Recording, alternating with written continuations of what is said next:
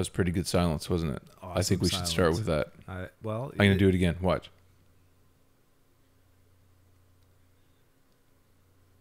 That was powerful. Yeah, it makes me nervous. It's meditation in a sense. Well, yeah, or maybe we're just thinking, having a moment of silence. It's good to do that from time to time. I don't have a lot of silence in my life. No, me neither. Well, you don't? No. What do you do to fill your silence or to replace the silence? The sound of silence? Mm-hmm. Well, there's always... Wait a minute. Can I interrupt? Okay. On my way here, I saw a guy walking around the square. He looked exactly like Simon and Garfunkel together. Oh, really? I called him Cy-Farnkle. And he looked like if you sandwich Simon and Garfunkel together and put a little a cap, like one of those caps, like I don't even know what it's like. Do you remember your cap, your little newsboy cap that you never wore? Yeah, I don't know where it is. My grandpa. It was like, it was like one of those. And anyway, you just hit Sound of Silence. Coincidence? No. Can't be. Not at all. Can't be. C-A-M-P-Y. Can't well, be. we've been having a lot of synchronicity lately, haven't we? Mm-hmm. It's kind of interesting. Okay, anyway, people, welcome to the show. Simon and Garfunkel, Sound of Silence. We're here. I cut the hustler off. I am Randall Lobb. And I'm Mark Huzzy, and it's great to be back. We've had some time off. As we've had, well, It's not been. It hasn't been off per se. It hasn't been off. It's been honer than normal. Yeah, it's been just busy. What have you been doing? Do you want to share with Sugar Bear? Me, it's just been a lot of edits and deadlines, websites, all the multimedia stuff. Multimedia. And sometimes you just have to do those things first. So we've been busy, and I was busy. I got a nude raft of two guys who sold the world out the door. Good job. Yeah, congrats on that, man. Banged that out of there, sent it off to the people in the people who need to look at it. So now it's on to Almost Criminal. Awesome, man. Over to the other one. And what are those for people listening? For people who are listening? What the heck? Who's this Almost Criminal you're talking about? These are screenplays, feature screenplay comedies. Yeah. In my day job, I'm not just a superhero. I'm an English teacher. But in my night job, I'm not just a superhero teacher. I'm also a screenwriter and person who sits at a computer. Although I think new findings have suggested sitting is bad for us and we need to have standing desks. I have one at work, eh? Oh, really? You got a standing desk? At work. Really? Well, sitting is bad. Well, yes, I certainly know that from all the medical things I've been discovering. You've been going through some sitting. It's been a lot of years of sitting, just like this, looking at a screen. Mm-hmm. Or multiple screens, Yeah, as the case may be. Twisting your neck and leaning forward. And having bad posture. Yeah. Look, today's podcast is not about posture. Postcast. This is not a postcast. No. My posture's bad too. Yeah. P.S. I'm hunched and have lordosis and stuff. What we want to talk about today is booze, alcohol. Booze. Nice. And you know why we want to talk about top booze? Up my cup. Is this going to be a drinking game? Yeah, there's a drinking game. Awesome. You drink coffee all day long, and that's your game. That's my game. Your game is that you drink a lot of coffee. Mm-hmm. I'm on top of my game. I am. Oh, are you? Yeah. Nice. I am so on top of it. We want to talk about booze today because the hustler was drinking some booze on the weekend. I sure was. And it's not normal. Well, it's not normal in the sense that, I don't rarely go out and drink. Oh, it's normal for other people, so presumably. It seems to be. It appears what to a be lot the of people norm. do every weekend. Mm-hmm. But I normally don't do that. I think I drank enough booze. Drunk? Yeah, I drank enough booze. Drunk. On Saturday night. I drunk enough. I probably drank as much as I've drunk all year. All in one night. As much as you've drunken? Yeah, in 1 year. What was the story? Like, why suddenly did you start boozing it up? Well, Just wait, let me back up. Okay. Someone in the community actually told me they saw you sucking back whiskey. Oh, really? Yeah, a person in the community approached me. Really? Mm-hmm. That's interesting because that's not usually my drink of choice. Usually just drinking beer. And here was the quote. He had a path worn in the ground between the front of the stage and the whiskey bar. That was the quotation. Really? I'm so curious who would have said that. It was a local politician. Okay, yes. And if I know who that local politician was. Yes, you do. He was actually wishing he was me all night. In what sense? because he was working and he couldn't drink. So you felt peer pressure to fulfill his that's alcohol right. I had wishes. to drink enough for him too, and I don't think I did. So I apologize. Whoa. But How much did he need? A lot more than what I was drinking, I think. How do you know that? Well, I don't know. I think that particular dude, he can put them away. Most people. Here's the thing. Most Okay. people can pound them down around me any day. Like beat me. Lock, stock, and barrel. They can drink They you can under drink the me table. Under the table. That's the word I was looking for. That's a weird phrase. It is, isn't it? Mm-hmm.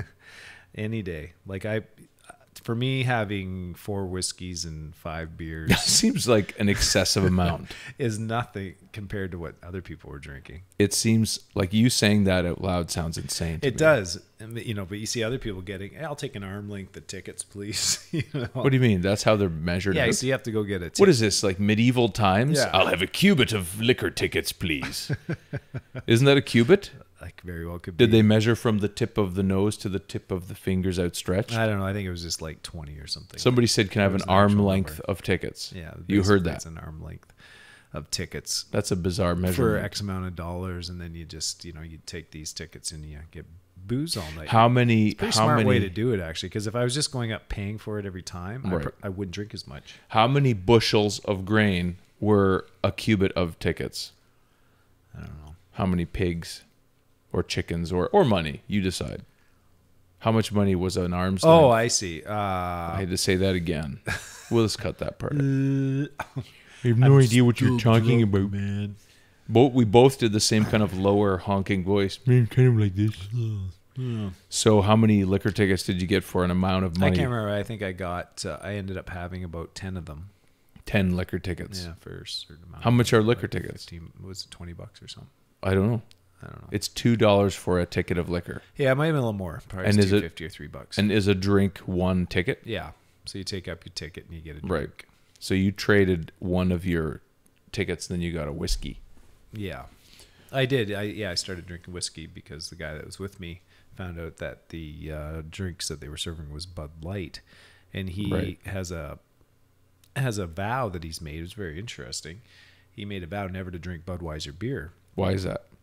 Well, he would have to tell a story. I mean, we'll I don't go want to take his story. on the podcast to tell it, but Seems like an odd kind of he lived for a while in Czechoslovakia, Czechoslovakia, the Czech Republic. and apparently Budweiser used to be Budweiser or something, like a company there, and it was bought up by Budweiser, and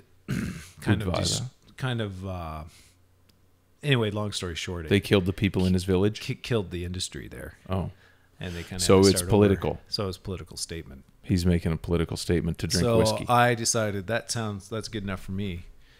Hustler jumped in.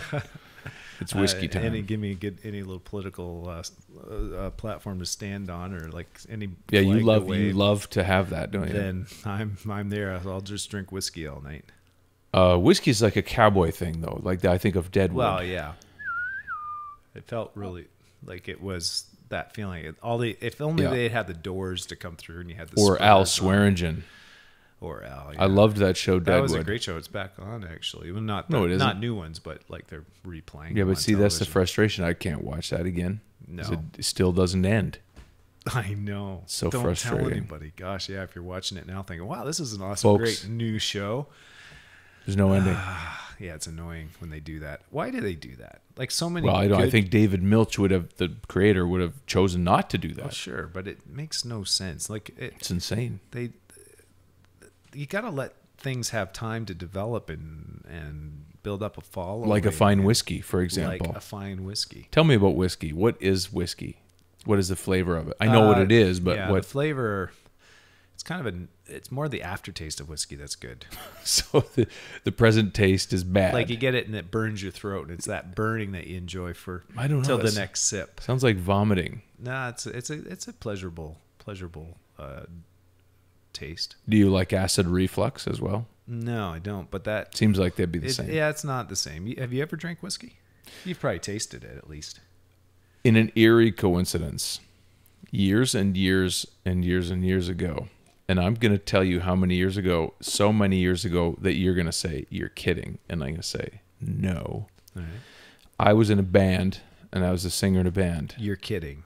Not yet. Oh, I guess you could use one there. Yeah. Let's say you had 4 to spend. Okay, I've got 4. I've just And you used spent one. You're No, kidding. I was the singer in the band. No way.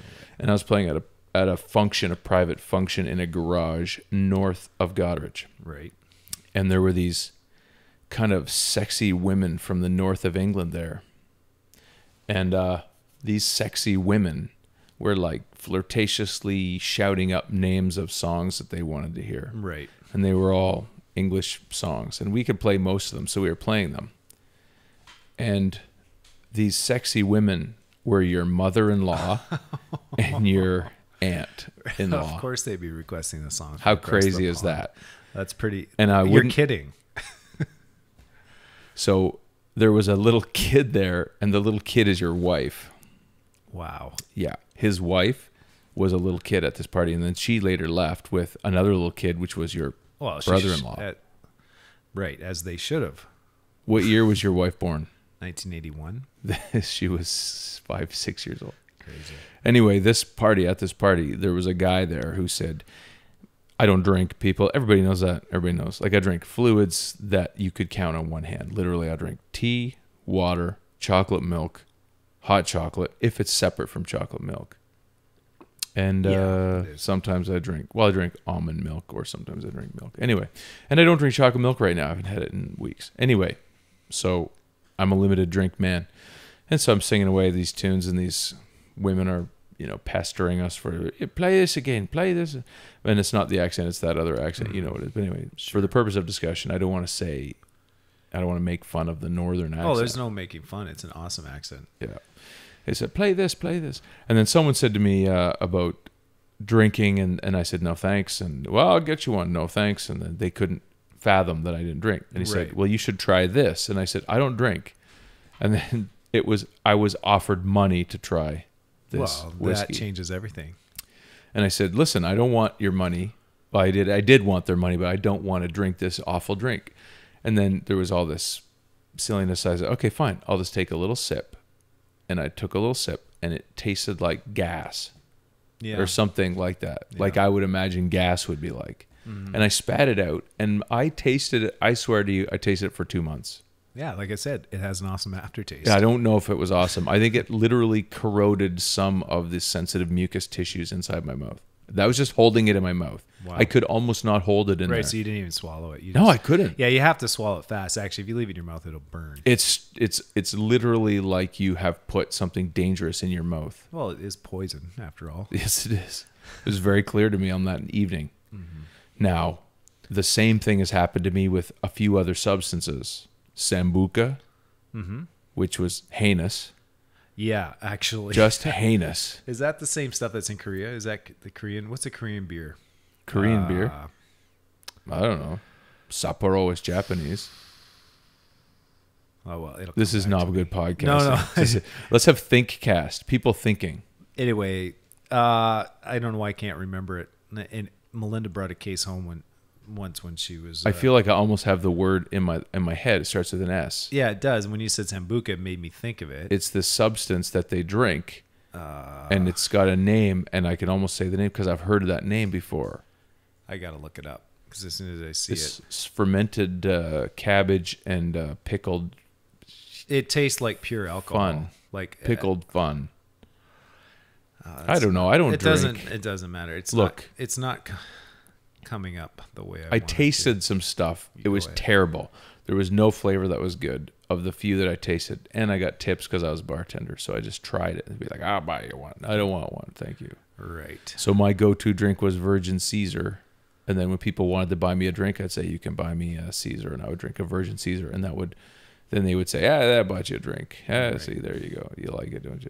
And I would put a lot of Tabasco in it because I liked it hot, which is ironic because I think that whiskey You was probably burning. like Caesars then. I just said Virgin Caesar. Oh, did you? Folks, he's doing something else and he's not listening to me. I just gotta. I That gotta. hurts my I gotta feelings. use my call. What are you doing? I gotta use. Don't I have? I have 2 left, right? I just gotta use it up. You have 2 your kiddings left. Oh, no, it's. Are not, you going to actually call your sister during this? It's not working. Okay, never Listen, mind. this is gonna. We have to cut this out. No, we aren't This was cutting it terrible. This moment was It terrible. would have been great if someone was online that says they're online, but they're not.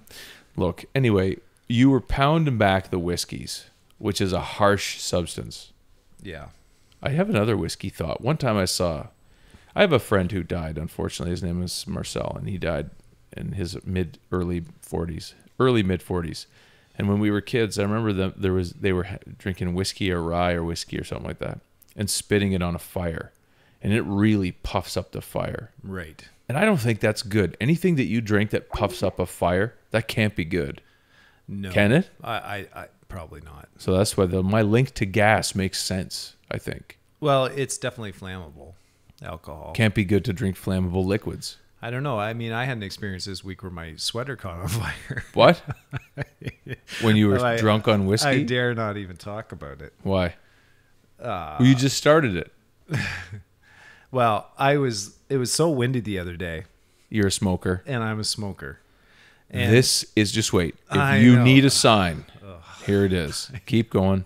so I'm bent over my coat like this, going like this, like flick. You flick, can't. flick, flick. You have to tell the people what you do. I'm flicking my lighter inside my coat, Right. and it's still not lighting. And then finally, I've got my head down like How this, pathetic is this? right? And This is it finally lights, but when it lights, a huge ball of fire goes up my sweater. It must have been the gas out of the lighter was Good going grief. down on the down, and it went, and I had a suntan like for the rest of the day. It was awesome. okay. How sad I know is this? it's so sad. That's This why is sad. I dare not bring it up. You must bring it up. We Anyway. don't want to talk about cigarettes. We can't No. get into it tonight. Anyway, I'm it's too another upset. It's another poison, as I'm they too say. upset. Pick your poison. Pick your poison. If I had to choose a poison that I would eat, Yeah, what would that I would be? want it to be probably sugar. Is sugar a poison? If you search sugar as poison, it was in the New York Times magazine this past week. That's interesting. Sugar is poison. And if I had to choose a poison that I had to eat, it would be sugar. Huh. I wouldn't want to just eat like a handful of No. sugar. That actually grosses me out, people that do that. Well, I guess it's the same as alcohol and cigarettes. In that it's Bad bad for you? No, in that it's comes from a natural substance. Well, It comes from so does everything, true. right? Everything comes from a natural substance of some... Yeah, Except maybe like a ghost is an unnatural substance. A ghost, ectoplasm. I heard that. Yeah, I definitely heard that. Interesting synchronicity there. So listen, you're drinking whiskey. You're getting all whiskeyed up. What Yeah. is that like? Explain the experience. well, it's a very gradual slip into a nice warm Right. fuzzy feeling, and then more slippage into a place where you're just kind of freely talking. And I don't know, I don't find that drunkenness really affects me that much, except for Right. that I notice it when I'm walking, that I'm stumbling a little that is bit. so disturbing. Yeah. I wouldn't like that. But mentally I don't think I feel any different. You can drive perfectly fine, well, right? no, I wouldn't have drove. Of course you wouldn't. Wouldn't have driven. Did you say driven? I wouldn't have driven. Driven. Listen, both of us know people who died in crashes Yeah. and were injured, grievously injured in car wrecks and drunk driving. So both of us are totally dead set against it. P.S. I don't even drink. So anyway, the idea behind this drinking, they call it social lubricant, is to make something easier. But you don't find that difficult, whatever it is. No, I definitely don't, and I definitely don't drink to like take the edge off, so I can be, more talkative. What edge would that be, do you think? Well, I think Like some people violent people? Well, no, I think alcohol a lot of times makes people more violent. Did you see any rough behavior? No, everybody's very cordial and nice. cordial. Yes, Everyone at was the- cordial. at the Mhm. event. Mm-hmm. But beer is never or alcohol has never made me that way. It's always been just made me more of a gentle giant. So you actually grow. You physically Yeah, I just- grow. That's very interesting. I feel like I'm like big and I'm Right. yeah Stomping stumbling around. around. I go up to people You actually make that and I sound. go, "It's okay, he's drunk. Look at the size of him. Look at this drunken guy. It's okay because he's drunk." Yeah, you have an excuse to do stuff like bump into people, Yeah. elbow Oops. them. Pardon me. Did you just mime grabbing someone's breast? Yeah, people. do That all is kinds not. of things. That's not good. People do that. I wouldn't do that. There was girls coming up and grabbing my What? friend's ass. No, there were not. There were, and it was because we were drunk. No, Wait, wait a minute. We have to follow this line of inquiry. Women were approaching your friend and grabbing him on the buttocks? On the buttocks. I saw it happen. Under what circumstances? Just walking by and tee-hee-hee-hee. What? Unknown people? Yeah. I'll say yeah because I don't want to get any Indict names going. anyone? Yeah. How is this possible? I don't know. When people are drunk, they can get away with anything, right? Why do That's they one of the grab things the that's buttocks of always other people? Confused me. Okay, nobody just randomly grabs buttocks of other people. I don't know. They must have thought he had a nice butt. At butt? Like an at butt, I guess. So does he? What would you do? I have no idea. Well, is he in shape? As much as you and I are. Jesus. Sorry, I didn't mean to take the Lord's name in vain, but look, I don't even want to talk he's in about shape. that. No, the no, shape no. thing is really bothering me today. Well, I'm feeling pretty good these days. Better than Here we normal, go. Better than Here we usual. go. I am. You can't even stick your gut out anymore. I can't actually. Look, like you can't see it on camera, but How many times did you go to CrossFit? I've gone about 6 times now. Maybe 5, 6 times. 5 or 6 times. And you say that your stomach muscles are already so tight that you can't stick out your belly. I can't. Seriously. Well, that's not possible though. Look it. I'm pushing would- as hard as I can. Okay, well, watch this. Watch this. I'm going to call UFOs down. Watch. See, there's no. I can't. I mean, listen. I'm not saying you're lying. You know that, No, but it doesn't make any sense. but look it. Like there, I can push it that far. I don't know what to But tell you know how it was like a few weeks ago when I could do the pregnant belly. I can't Yeah. do the pregnant belly. It doesn't anymore. make any sense. Why? Well, it does make sense because you're tightening up your muscles. So it always You don't tighten up your muscles so much in 6 times of CrossFit that you can't push your stomach out. I just can't push it out. I don't believe. I don't. I mean, I don't even know. it's what to one say. of those things like God. You know, I can't. Like God. Yeah, I can't prove it or I can't disprove it. Exactly. You know, because There's I'm the one who. nothing more similar than God and you not being able to stick out your stomach muscles. I'm surprised there aren't more religions around it. Buddhism. I guess that's true. That he Yeah. does have a belly. He did have it, but not when he was younger. So something happened there. Didn't he teach kung fu to the Chinese? It's possible. I India? know. It's quite possible. Yeah. You probably know better than me Well, I know a lot about the because Shaolin. you're a very religious man. I'm a very kung fu oriented person. Yeah. Kung fu is one of my key religions. Of the many religions that I love, kung fu and Judaism are pretty much tied for number 1. And by the way, is it not Seder right now? Is it not Passover? I don't know. You don't know? No, I don't know. Seems like you usually, if there's a religious topic, you jump in both feet. Yeah, well, we've switched. You and I? Yep. I'm the religious You're one. the religious guy now. But my 2 religions that I have interest in are Kung Fu and Judaism. Well, those are both very interesting ones, for sure. If I could combine them, Well, it'd be pretty awesome. Kung Jew. Oh my God. Genius. Ladies and gentlemen, there's the next Twitter post by the. No, I've already done that one. I think. Oh, you have? Yeah, I Oh, it's think pretty I good. have. I think I must have. I had to have. It's pretty good if you haven't. Because Judo, Yeah. Oh my God. Japanese religion. Look, people might think, we all know, I love Jewish people. I love Judaism. Who are you trying to call still? Someone that says they're online. It's called soju. I just thought of it. Yes, thank you. That's it. It's soju. Let me tell you how my brain works. I I don't- know stuff deep in there. I can't get it out. That's it. I have to walk away. So Then I come back. Boom, there it is. I don't even need to use that call. Soju. Don't waste it. No, I'll save it for another question. Soju, I think, is made of pickled or fermented something and then something else. Well, all I can tell you is So wait, it tastes, every alcohol is made from fermented something. Yeah. And something else. but that alcohol tastes just like rubbing alcohol that you buy at the store. You've had that to drink? No, I haven't drank it, but it smells like it, I guess, and that's why I think it tastes like that.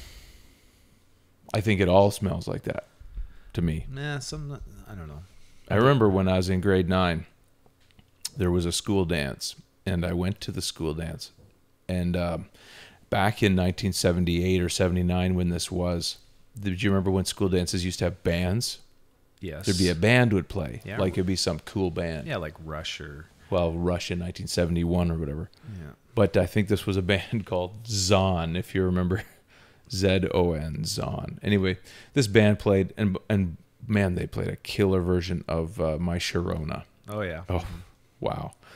And I was pretty chuffed because I was asked to sit in front of the flash pots and not let people get too close. Right. Keep people away from the flash pot. Imagine flash pots at a high school dance. That's crazy. So they had some flash pots, and they went off right behind me, and I was feeling like, right now I'm the coolest dude in the whole building, and Right. nobody gets it. Yeah. And maybe they did get it. Maybe they said, that guy, look at him. Look at that grade 9 Look at kid. that. He's sitting in front of the flash pot. Hey, stand back. Hey, grade 12, can I just get you to go ahead and stand like about 7 feet back there because I need to sit near this flash pot.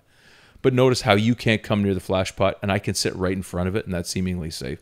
And I Right. probably had hair big enough that it could be ignited, much like your sweater. Yeah. Wheels within wheels. People might say I had a Jufro, bringing it back even more. So, because I wish I was Jewish since the time I was a little kid. Yes, this has been established. Let's get to the alcohol part of this. A kid went into an alcohol coma of some sort, or a Really? diabetic coma or whatever. Like Right. he passed out, and this kid he just kind of flopped over, and he got pale, and I remember my overall feeling was, I think this kid is going to throw up or something, and I was worried because I have vomit phobia, as you know. And there was a girl there, and she was his girlfriend, maybe, and almost certainly. And she was helping him. She was worried, and I was somehow helping him too. And guess what? I had a crush on that girl. And so over top of her comatose or whatever, poisoned or however you want to word it, a diabetic coma or whatever, like he was passed out. Right. Oh, hope. Boyfriend, I was looking at this girl, and my overriding thought was, oh, she's very, very beautiful.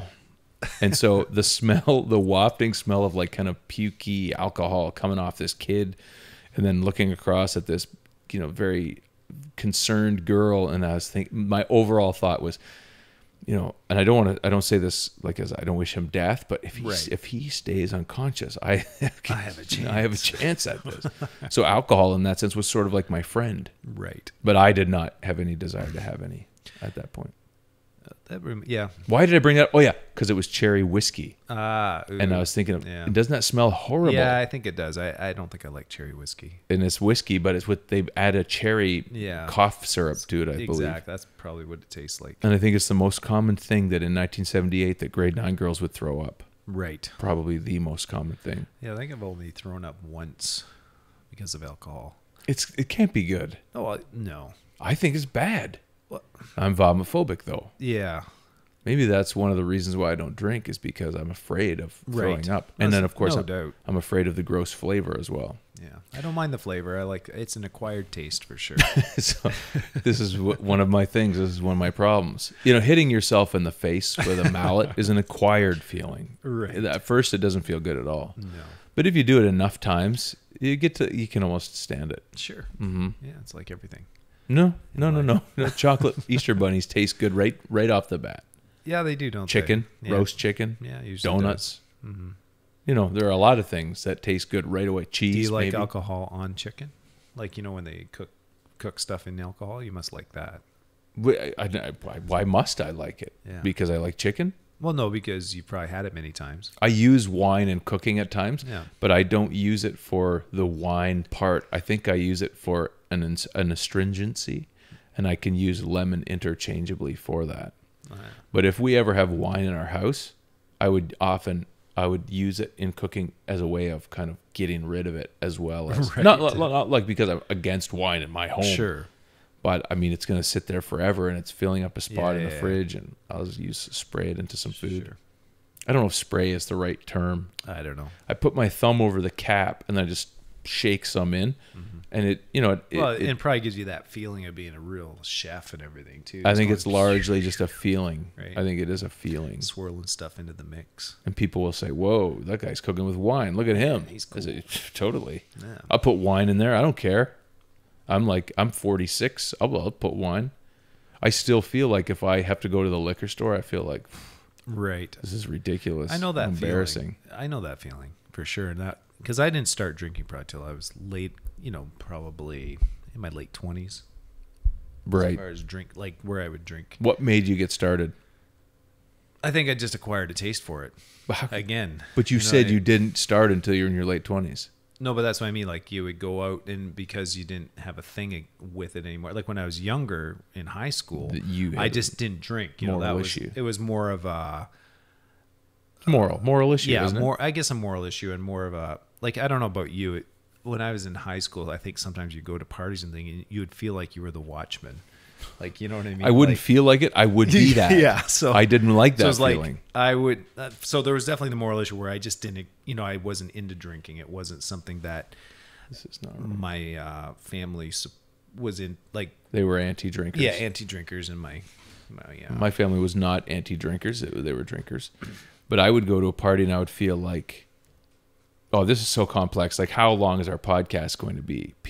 My brothers complain that they're too long as it is. Well, he doesn't have to listen to them all the way through. I feel like he does. Well, if he has to. Although I did not go see his band the other night, so sorry. Rick. How can it be long? Like, it's never more than 50 minutes. Well, listen. I seem to think that it's fine. When we're doing it, it seems like it's a good length. It would be longer in my head. Yeah, I'd keep going. exactly. Yeah. I mean, What- I'm just getting warmed up. Like, I don't even feel like I'm like talking yet. What have we been? Yeah, we've been talking. It's just chit chat still. Idle. Idle Look, what was I saying? You're talking about being the watchman. You said you were the watchman Man, I got to tell you, on the wall. Like Ezekiel, like. What? No. This is not Shameless Hussies. No more religious context. I go to a party in grade 10. This would be like one of the first parties that I remember going to. Same girl from across the kid on the ground, smelling faintly of vomit. And now I don't think this girl was not my girlfriend at this time, but she would later become my girlfriend. I was a big fan. I was probably her biggest fan. Mm-hmm. I'd say if she had put out an album, I would have lined up for it at that time. I would have been lined up. Yeah. I would have been there when they cut the box open. So she had a party at her house. And I went. And I was friends with her older brother. And I went to this party. And I thought, okay, I'm going to go to this party. And I was probably, before the party, I was probably as close to having spontaneous diarrhea from fear. You know what I mean? That I was as close as you could be without actually, like, I'm not going to have that. Sure. That's clearly not the case, right? But you know what I mean? Like, that, literally the feeling of what that would be like. Mm-hmm. I think I had that feeling. Yeah. And I don't say that lightly. No. I did not feel like I thought, I don't think I can do this. I can't go. I can't be there. And it's out in the country and we're like far away and we can't escape and we'll be trapped and it'll be chaotic. And ever since I was a little kid, I've been afraid of chaos and the feeling of things not being within my control. Like, I am clearly a control freak. Sure. So we go to this party and people start showing up, and right away the old problem, we didn't ask these people to come. And those are the people who come, right? That's who comes to the party. It's not the people that you invited. Oh, there's the nice little people that we invited. It's like, oh, who's that big scary guy? Right. You know, well, that's the guy who comes to your party with all his big scary friends. So all these people show up and it becomes chaotic. I remember a guy eating dog food from like kibble, like everybody remembers the same guy. It's funny because I was just gonna say, like, You remember the guy eating dog food? Yeah, well, or going around barking like a dog. Yeah, well, that guy was eating dog food. But I go outside, and people are going to think this is fake, but this is not fake. And there's a fight about to happen, and I know that one of the guys who's engaged in the fight is a guy that I used to go to school with and that I've known much of my life, and we used to fight in grade 6 all the time. And through this constant fighting and running and chasing each other and fighting, and we got a relationship of understanding and weird kind of mutual respect. And then I wouldn't call it friends, but acquaintances that had an understanding. And here's this fight about to go on, and then there's like a knife involved. Oh no. And the guy that I had known for years has a knife in his hand. Gosh. And somebody starts saying, he's on acid or whatever. And I just feel this feeling of, like, I remember feeling like I have this, we've talked about this, I believe, at the best of times, I feel like I'm outside myself, watching myself. For sure. So I'm outside myself and I'm detached from the situation and I'm feeling like there's too much chaos. So I pop off and I'm not in me. Mm-hmm. And so now I don't have any feelings anymore. And I walk up in between these guys, and a big circle of guys is there. And these guys are all older than me, like grade 11, grade 12. And I go up to the guy with the knife and I say, name of guy that I won't say, you can't do this, man. Right. And and I'm so calm, but I'm not calm. Like there's a part of me that's somewhere else that's not even engaged in this, right? I just feel like I can't take this. I can't. Yeah. Like at no point did I think, oh, I have to stop this. I just felt like I can't deal with this. I can't Right. have this. It's so Yeah, that's a good way chaotic. to put it, actually. Yeah. And I just couldn't stand it. It was so crazy. And I remember when I touched him, he started to cry, and he was on something that he was Right. acting crazy. Yeah. And I put my hand on the hand that had the knife, so our hands are together, and I push his hand down, and I start walking with him. Like I start to pull him away by the knife hand. And I don't remember how that ended, but I just remember this feeling of touching him and feeling like the fact that he's crying and he's so Right. upset. Yeah. And I remember he said this to me. He said, I know you. I know you. He just kept saying that. I know you. And then he's weeping. Right. And we walk away, just walk down the driveway a little bit. This is right outside the front door. Yeah. And we walk down the driveway a little bit. And I had this like feeling of calmness and strength that lasted for the rest of the evening. I thought, Sure. I faced like, this is probably the scariest. What else can happen here? Yeah. And then the people were like, oh, you know, this fight's over and so-and-so's done and whatever.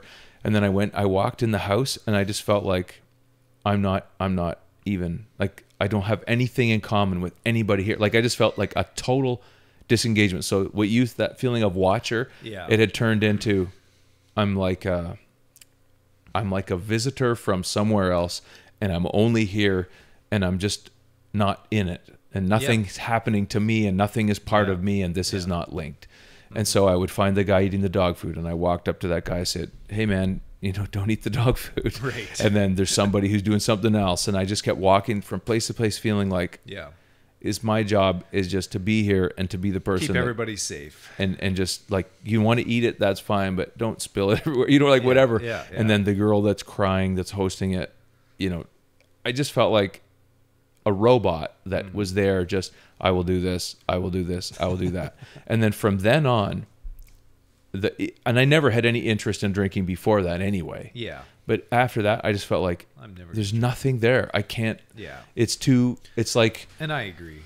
and I don't want to keep going on, but here's what it felt like to me. It felt like and I mean, I literally felt it like this, like there's a huge something.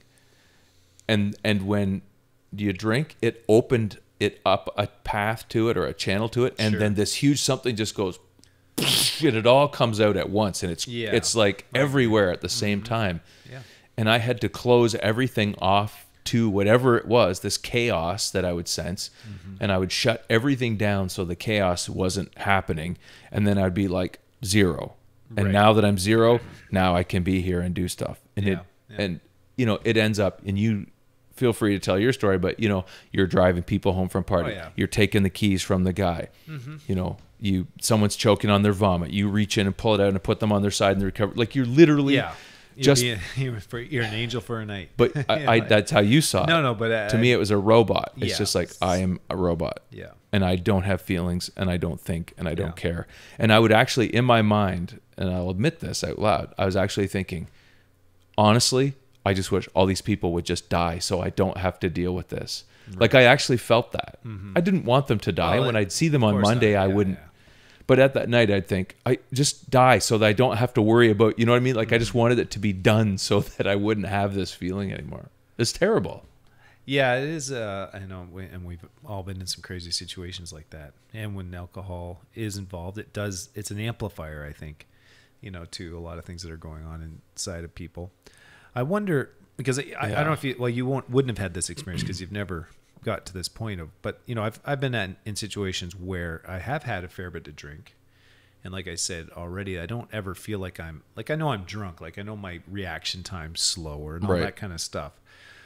But mentally, I still feel sharp and I'm aware. I still feel like if I ever get to that point where I'm unaware, then it's like, and I actually don't think I ever have got to that point.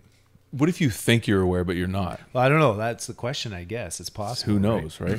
But what I was about to say was that I have been in situations where I've been, you know, drunk for me is, you know, maybe 5 or 6 beers or or something like that, where I'm in that, and then something happens that needs your attention. And I have experienced this many times where you snap out of it, you become sober, or something else, your adrenaline or whatever has more power and gives, you know, pulls you back into that sharp place. And all of a sudden you don't have any kind of restrictions from the drunkenness. I wouldn't like people to think that happens. No, I'm not. I'm just making. I'm throwing it out there as a feeling, or a thought. Like, it may not even be true. I think adrenaline would be the answer. Adrenaline is the answer, I think. Adrenaline probably. And is. I often wonder how much of drunkenness, and this is giving yourself over, you know, to the feeling. Right? It's like, you think some of it's pretense that it's an agreement. You can get yourself into a state of mind without alcohol. Like, we can get ourselves all giddy if we're tired. You know what I mean? Like, if you just decide to go there and then keep laughing and keep going down a certain path. Yeah. You know what I mean? I would say that's probably true. Right? So you're referring to you and I getting giddy like we do. So yeah. often, like giggling and tickling and stuff. Right. Yeah. So, that's you know, you get common. and you're like, you know, and it's almost like a euphoria or a drunkenness. Like, you kind of get into this state of certainly mind. overtiredness. Yeah. Yes. So I sometimes wonder if a percentage, obviously alcohol affects our brains and all of the rest. But you're thinking there's a participation requirement. Participation factor where I am going to go out and I am going to get drunk and I'm going to have fun. Like, I think that's probably a factor. You've already set yourself up. But right? I don't know. Look, I feel like when I was telling that story, I was not even remotely conveying the feeling. I feel like I'm frustrated by how little I can convey this feeling. I can, yeah, and you're saying I can understand it because I know exactly that feeling. It's like a feeling of a tidal wave of chaos and turmoil and fear and misery and weirdness, and it's all piling and roiling up. And it's like, I feel like, does no one else feel this? Right. This feeling of that things are unhinged and crazy. Yeah. And it's not because people are acting crazy. It's like something else is at work. Yes. You know what I mean? It's like yeah. I know what you're saying. There's an energy, right? And I remember I'd be at a party, and I did this at this party I was telling you about, and I'd suddenly feel so tired, like I was fighting something the whole time, and I'd feel like, God, I need to lay down or go to sleep or whatever. It would be like a weight or something. And there's so much. I don't know how people can have fun at parties still. I never do. I just don't. No. I just feel like it's such a strange feeling. And then, you know what else? You'll have this exact experience. Someone will come up to you, and the implication is that you're judging them because you're not drunk. Yeah, it's like, yeah, exactly. And you'll say to them, they'll come up and they'll say, you hate me. You hate me. You say, and you know, you would probably say, no, I don't hate you. Knowing you, you'd say, I love you. That's what you would say. Right. And I'd always say, yeah, I do. I do hate you.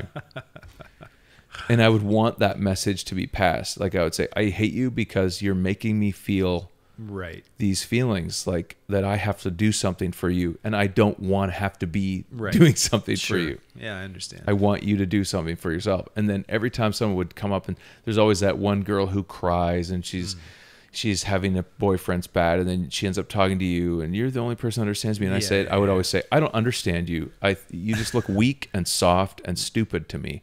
And that's why you're crying. You're crying not because of whatever else. You're crying because you're looking at yourself and realizing, I thought I was having fun, and I'm not having fun, and I'm pathetic. It's just like, it's all about you. It has nothing to do with me hating you, even though I'm hating you right now. Sure. You know what I mean? I just felt like, I felt so, it was a horrible, horrible, chaotic, scary feeling. And you know what it reminded me of? What's that? Of being a little kid and having a fever. Right. And do you remember when you had a fever and it's like you're riding on something that's so big and so out of your control, and you have like those hallucinations. That's what being at a party would feel like to me still. Yeah. Like, I feel like I'm riding on some crazy experience and I'm not even drinking. How dare somebody come after me? Well, I can totally relate to everything you're saying, and could orate similar stories and that same kind of feeling. And I think I think you have two choices. If you're in that scenario, because you are with your friends and people you care about, you have two choices, like don't go or be that way if you're not drinking. Well, the thing was, if you go, then you feel so responsible, tied to things working and fixing the problem. Listen, I mean, I know that you went there and felt like the angel of light. I already know exactly. I could tell you stories like that, and it's the same as you felt like the robot. And it wasn't so much that I felt like the savior or anything, but it was like I'm here in the same stance as you to protect. But did you feel like you were totally separated? Like I am not totally out of body experience. I'm not a human being here. Exactly the same thing, because it is so surreal. Like when everybody's drunk, you don't notice it. I'm sure. Like when everybody's drunk, you know, as a drunk person, another drunk person, you just I'm sure. I was resisting saying what it is, but I'm gonna say it now. I may as well just say, and you maybe disagree or agree. I always felt like and remember, I'm just a kid, so laugh if you want. I always felt like there was something to which everybody was connected, or that I was connected, Right. and it was a thing that allowed you to be able to manipulate people, or empathize with people, or share feelings, or whatever. Like there was this giant connection, and then I would feel like I was super connected to it. Right. And I would always feel like I'm totally, like almost would feel like I could read people's minds when I was little. Like I can see why you're doing that. Why are you doing that? Why are you doing this? And I always felt like I could say the thing that would articulate what was happening or whatever. Like I just knew, right? And I remember from the very earliest age, and if you read the book that I wrote that hasn't been published, but I remember feeling it specifically.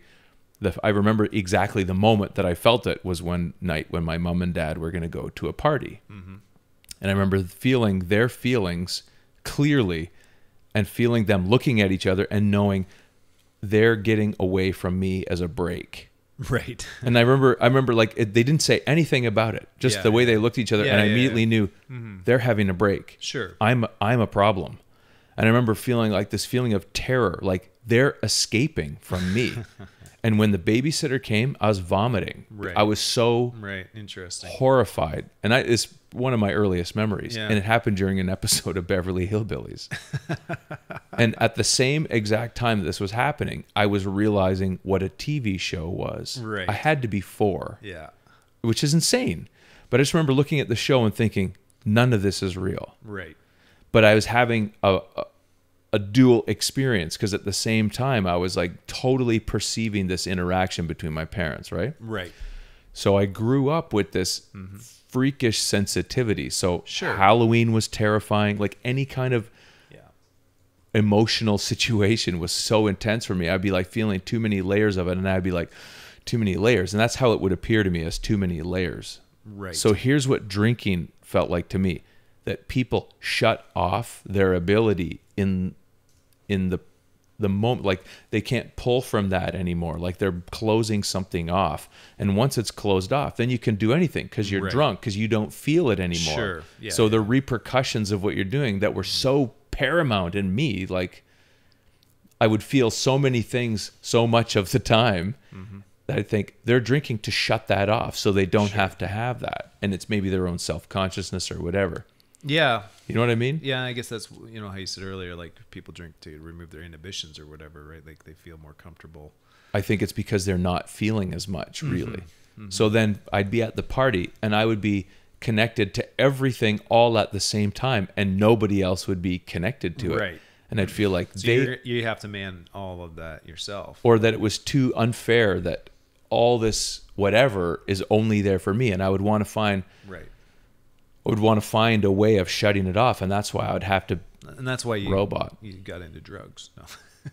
Well, I couldn't do that either, right? Well, you're like me, I think, where we both have said this to each other, so no, we can say it here. That I think both of us said if we were on like we're already experiencing those things, so why would I take drugs to like drugs would probably kill us.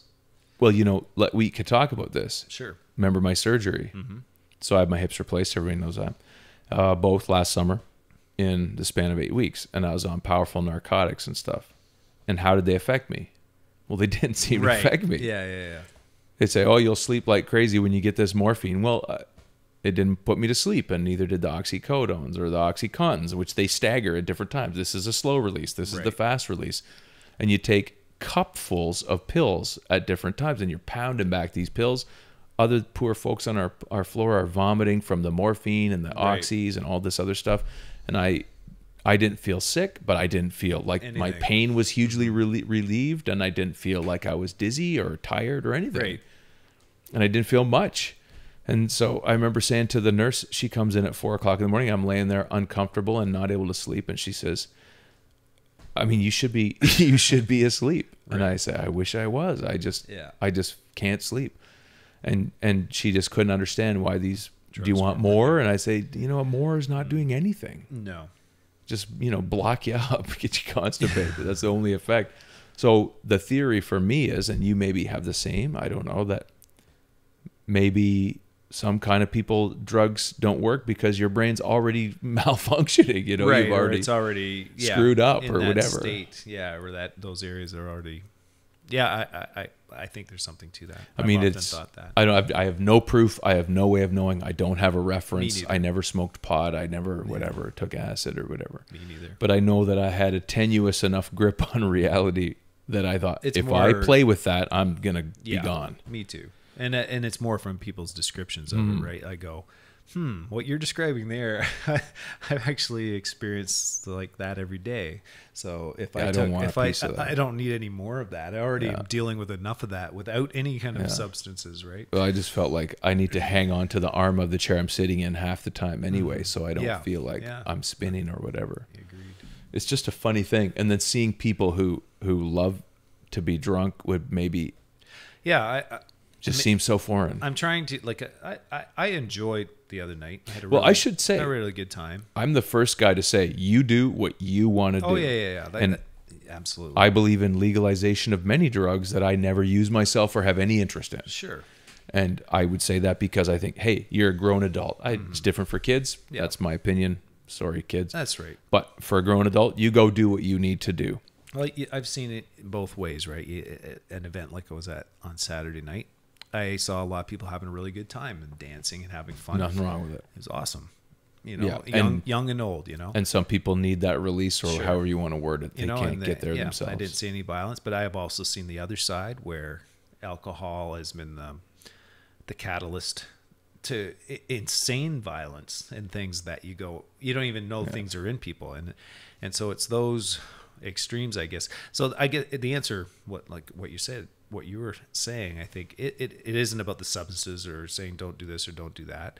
It's looking inside yourself, you know, and because I've often thought this, and maybe I think you might disagree with me, but I often think that when someone says to me when they're drunk, hey, I hate you, hussy. Oh, I know what you're going to say. Yeah. And that I think, you know, you wouldn't say that unless somewhere in your mind, like when you see him on the street, you wouldn't say that to me because you got your thing up and that's not nice to say. All that stuff's there, but your inhibitions are down now. And you're saying that somewhere in there, you actually hate me a little bit. I believe that's true. You know, I do agree with you. And I think there's, you know, so alcohol, like I said, is like an amplifier. You know, it can be like an amplifier. Yeah, probably. And so what I would say, what I would challenge myself and all of us, not you because you don't drink, but if I noticed myself and someone said, man, you were a raging maniac and angry last night, you know, I wouldn't say, oh, I was just the alcohol, man. You know, yeah, I get drunk. I would, like, seriously, I would look at myself and go, okay, I don't usually feel angry, but I must be angry somewhere. Listen, you know, kind of my capper point. I said a lot of negative stuff about it. I've also heard people say, and I feel really sad for people when I hear this, and I won't say any names or stories or anything like that, but people have said that's when they feel really happy. Sure. And they don't feel happy otherwise. No. Yeah. And, you know, you got to say, hey, if that's the only time you feel good, then you got to start thinking maybe. Well, think about it like in the light of how we're talking about it here. You know, like you might be a very happy, jovial person, but your day-to-day life weighs you down. It weighs you down. Yeah. Like you're having to deal with who knows what, right? Like, right. You know, you deal with all kinds of crap. But I guess what I wish is, man, I wish that person could find that happy on their own. Yes. Because that's ultimately what is a better solution I believe for you. We can, honestly. Well, obviously we do. I do. Yeah, I'm happy. Well, but you're also hammered up on whiskeys after. No, but let me say, you know, as we wrap this thing up, is Saturday night. And like you, I have nothing against it. I had a great time. You loved it. You know, I did like after the event, I went back with a friend of mine and we listened to U2 on vinyl and drank beer. But you didn't make out. No, because it's a guy and you're not like that. That's you're right. not gay. No. But if you were gay, I would hey, man, have the same. Whatever. I respect I was that. thinking, when was the last time I did something like that? Just sit and listen to something. And I actually really enjoyed it. And truth be told, and this is where maybe the inhibition thing is, like if I was not maybe a little drunk, I'd be You're like, straight. no, you know, I got to get home. It's late. It's you know, so that's where it worked out pretty good. It opened up something for you that you wouldn't have done otherwise. That's right. Well, then, hey, who am I to say, right? Yeah. And you know what? Probably on some level, I should be smoking pot. yeah. But that grosses me out. I don't want to smoke it. Yeah. It's gross. But on some level, I should try a drug under a condition to see what happens and feel whatever, I suppose. and I don't ride know. whatever it is. I just don't. I've the had a same lifetime time- of no interest. And maybe we just don't need it.